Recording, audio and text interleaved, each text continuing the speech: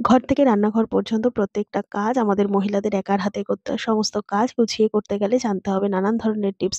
Tips follow করে সারাদিনের কাজগুলোকে সুন্দর মতো গুছিয়ে নিলে সারাদিনের পরিশ্রম আমাদের কম হবে আর সময়টাও বাঁচবে, সাথে বেঁচে যাবে মাসিক বেশ কিছুটা সাশ্রয়ও। আজকে সেই রকমই বেশ কিছু জানা অজানা টিপস তোমাদের সাথে শেয়ার করবো, যেগুলো দেখলে আমাদের প্রত্যেক গৃহিণীর কিছু না কোনো উপকারে আসবে। চলো তাহলে আজকের ভিডিওটা শুরু করে দিই। বন্ধুরা, আমাদের প্রত্যেকের বাড়িতেই কিন্তু কম বেশি প্রত্যেকদিনই মাছ মাংস আনা হয়, কিন্তু সেগুলো আনার পর এগুলোকে ভালো মতো পরিষ্কার করে ধুয়ে রাখতে হয়। কিন্তু যখনই এগুলোকে আমরা ভালো মতো হাতের সাহায্যে ধোবো বা হয়তো বা লবণ হলুদ মাখিয়ে রাখবো, তখন কিন্তু দেখা যায় এই হাতের মধ্যে মাছের যে একটা আষ্টে গন্ধ সেটা যেতে চায় না। এতটাই ডিপ ভাবে থাকে যে কোনো রকম হ্যান্ড ওয়াশ বা ভালো মতো সাবান দিয়ে হাতটা ধোয়ার পরেও কিন্তু এই হাতের গন্ধটা কোনোভাবেই যেতে পারে না। পরবর্তীতে আমরা যদি হাত-টাত ধোয়ার পর চা করলাম কিংবা অন্য কোনো রান্না করলাম, সেক্ষেত্রেও কিন্তু এই মাছের একটা আষ্টে গন্ধ হয়েই থাকে। তো এই হাতের গন্ধটা সবথেকে আগে দূর করা আমাদের দরকার। না হলে কিন্তু যেকোনো জায়গাতেই এরকম একটা আষ্টে গন্ধ হয়ে যাবে। শুধুমাত্র যে হাতে হয় তা কিন্তু না। যেখানে আমরা মাছ বা মাংস ধুই বেসিং এর মধ্যে, সেখানেও কিন্তু এরকম একটা আষ্টে গন্ধ যেতে চায় না। ফলে মাছির উপদ্রব হয়। তো তার জন্য কি করতে হবে? হাতটা পরিষ্কার মতো ধুয়ে নিয়ে এখানে নিয়ে নিয়েছি চা পাতা। ব্যবহার করা চা পাতাগুলো কিন্তু আমরা ফেলে দিই। আজকে থেকে আর চা পাতা ফেলবো না। মাছ ধোয়ার পর বা মাংস ধোয়ার পর হাতের মধ্যে একটুখানি চা পাতা নিয়ে ভালো মতো এইভাবে ঘষে নেব। আর এই এক্সট্রা চা পাতাটা এইভাবে সিঙ্কের মধ্যে দিয়ে তারপর স্কচ ব্রাইটার বা স্টিল উলের সাহায্যে যদি হালকা করে এইভাবে মেজে নিই, তাহলে কিন্তু হাতেরও গন্ধ যেরকম চলে যাবে আষ্টে যে গন্ধটা, এরকমভাবে কিন্তু সিঙ্কের মধ্যেও যে একটা আষ্টে গন্ধ ছিল সেটাও সম্পূর্ণ চলে যাবে। কোনো রকম মাছ মাংসের গন্ধ কিন্তু আর রান্নাঘর থেকে বেরোবে না। তো আশা করছি এবার থেকে মাছ মাংস ধোয়ার পর অবশ্যই এই টিপসটা ফলো করবে। ভালো লাগলে একটা লাইক করতে ভুলো না, শেয়ার করে দিও সবার সাথে। চলে গেলাম পরের টিপসে। বন্ধুরা, যখন আমরা রান্না করি গ্যাসের ওপর যেরকমভাবে কড়াইটা বসিয়ে অনেক সময় হয় এইভাবে আমরা খুন্তি বা হাতা রেখে দিই। তার ফলে খেয়াল থাকে না, গরম হাতা খুন্তি ধরলেই কিন্তু দেখা যায় যে এটা গরম হয়ে যাওয়ার কারণে আমাদের কিন্তু হাতে ছ্যাঁকা লাগে। শুধুমাত্র যে এইভাবে হাতা খুন্তি ধরেই ছ্যাঁকা লাগে তা কিন্তু না। অনেক সময় হয় আমরা কড়াইটা ঠান্ডা ভেবে ধরতে গেলেও কিন্তু গরম লেগে যায় হাতের মধ্যে। রান্নাঘরে গ্যাসের সামনে দাঁড়িয়ে কাজ করলে এরকম ছোটখাটো ভুল কিন্তু আমাদের হতেই পারে। যেকোনো সময় কিন্তু আমরা গরম জিনিসকে হাত দিয়ে ধরে ফেলি। শুধুমাত্র গরম জিনিস যে ধরে ফেলি তা কিন্তু না। অনেক সময় মাছ ভাজতে গেলে বা কোনো কিছু ভাজতে গেলে তেল ছিটেও কিন্তু আমাদের হাতে পায়ের মধ্যে পড়ে। তো সেই সমস্ত জায়গায় কিন্তু প্রচুর পরিমাণে ১ম এ একটা জ্বালা হয়। পরে সেটা ফোস্কা পড়ে বা পুড়ে যায়। সেটা তো হয়ই। কিন্তু ১ম এ অবস্থাটা হয় কিন্তু প্রচন্ড জ্বালা। তাই যখনই হাত বা পায়ে এরকম জ্বালা করবে, তখন তার সাথে, সাথে ছোট্ট একটা টিপস নিয়ে নিয়েছি আটা মাখা। বন্ধুরা, ফ্রিজে তো আটা মাখা সবসময়ের জন্য স্টোর করাই থাকে।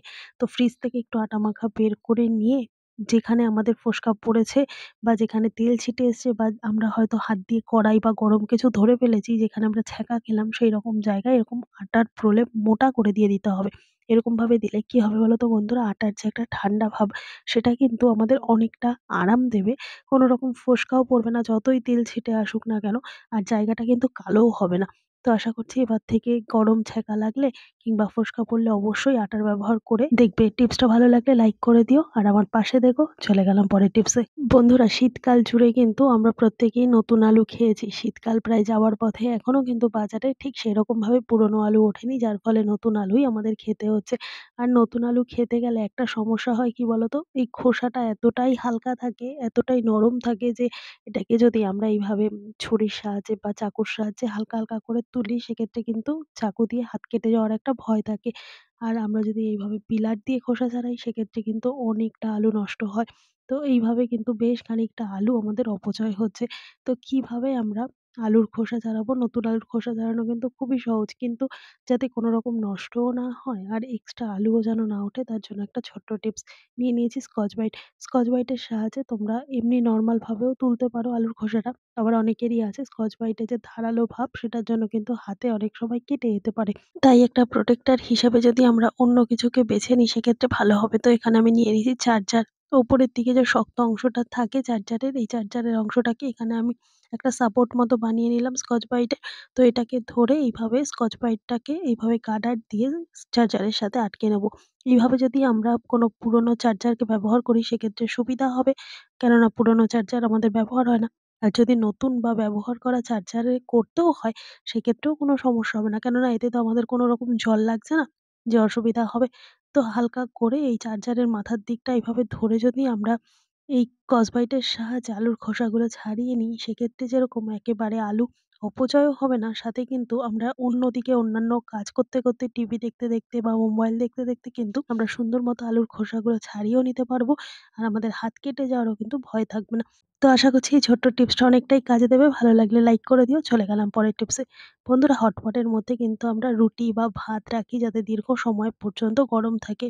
কিন্তু এই হটপটটা অনেকেই বলে যে প্রত্যেকদিন মাজতে না। মাজলে এর যে গরম থাকার একটা ক্যাপাসিটি সেটা কিন্তু আস্তে, আস্তে নষ্ট হয়ে যায়।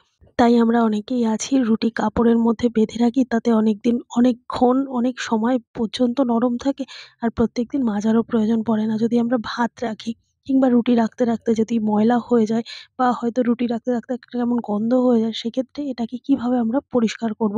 এইভাবে পরিষ্কার করলে হটপটের মধ্যে যে একটা গন্ধ, একটা ভ্যাপসানি গন্ধ সেটা কিন্তু চলে যাবে। তার জন্য এখানে নিয়ে নিয়েছি খুব সামান্য পরিমাণ একটু সোডা। এখানে আমি খাবার সোডা ব্যবহার করেছি 1/2 চামচ পরিমাণ আর দিয়ে দেবো ভিনিগার।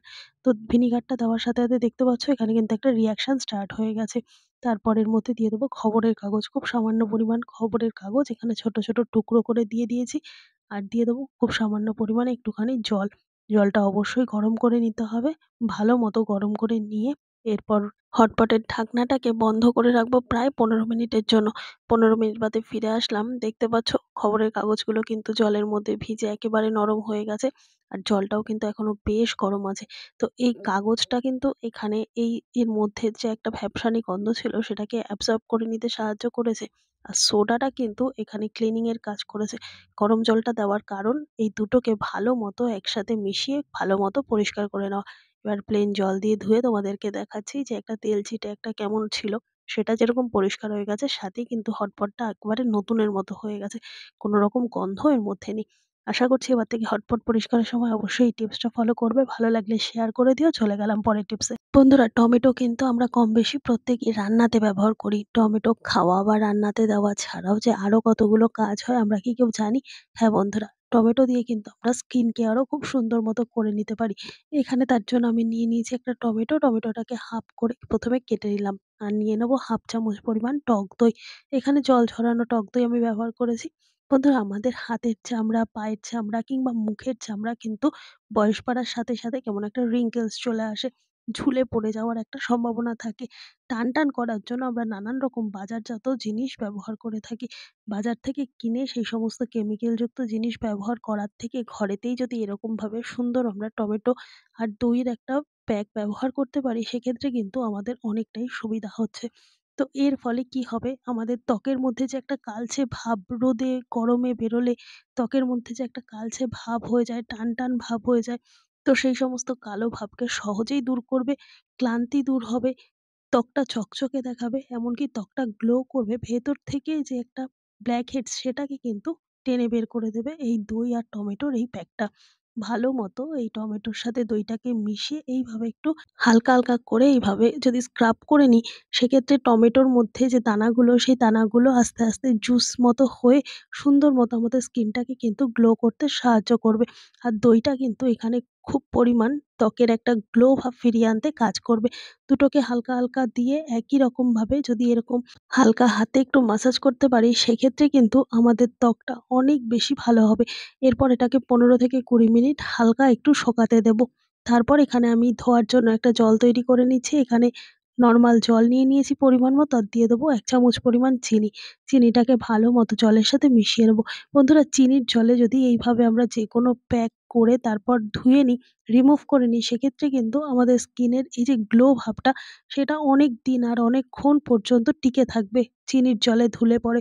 তারপর চিনির জল দিয়ে হাতটাকে ভালো মতো পরিষ্কার করে তোমাদেরকে দেখাচ্ছি যে কি পরিমাণ যে একটা কালচে ভাব ছিল, কেমন কালো একটা ভাব ছিল, সেটা কিন্তু সম্পূর্ণ চলে গেছে।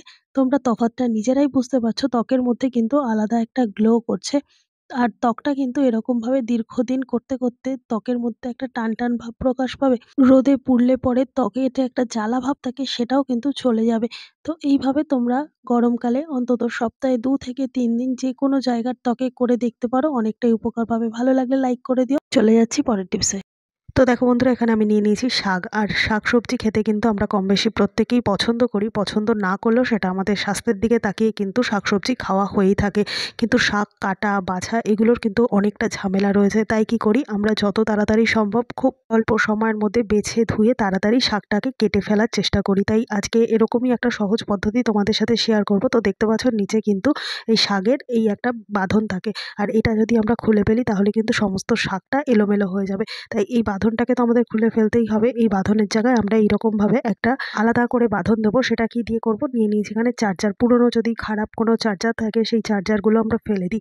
এই তারগুলো দিয়ে কিন্তু খুব সুন্দর মতো এখানটা আমরা পেঁচিয়ে নিতে পারবো। তার জন্য কি করতে হবে, এইখানে বেশ কিছুটা অংশ এইভাবে মুড়ে নিয়ে একটা গার্ডার দিয়ে টাইট করে আটকে নিতে হবে। তো দেখো উপরের দিকটা কিন্তু এরকম ফাঁক মতো অংশটা রয়েছে। এরপর কি করব, এই শাকের নিচের দিকের অংশটার মধ্যে এইভাবে আমরা এই চার্জারের তারটাকে ঢুকিয়ে দেবো। তবে তার আগে কিন্তু এই যে বাঁধনটা, খড়ের বাঁধনটা ছিল, সেই বাঁধনটাকে কিন্তু কেটে ফেলবো না। তো এইভাবে বাঁধনটাকে না কেটে ফেলার আগেই চার্জারটাকে এইভাবে দিয়ে আস্তে করে একটা তার টান দিলেই কিন্তু টাইট হয়ে বসে যাবে। তবে খেয়াল রাখতে হবে, এই যে খড়ের বাঁধনটা রয়েছে তার ঠিক উপরের দিকটায় কিন্তু এই বাঁধনটা দিতে হবে। নাহলে নিচের দিকটা দিলে কিন্তু শাকের নিচের গোড়ার দিকটা কেটে ফেললে কিন্তু ওটাও কাটা হয়ে যাবে। তো দেখতে পাচ্ছ এখানে কিন্তু খুব সুন্দর মতো টাইট করে আমি বাঁধনটাকে দিয়ে নিয়েছি। এরপর নিয়ে নিয়েছি একটা ছাঁকনি।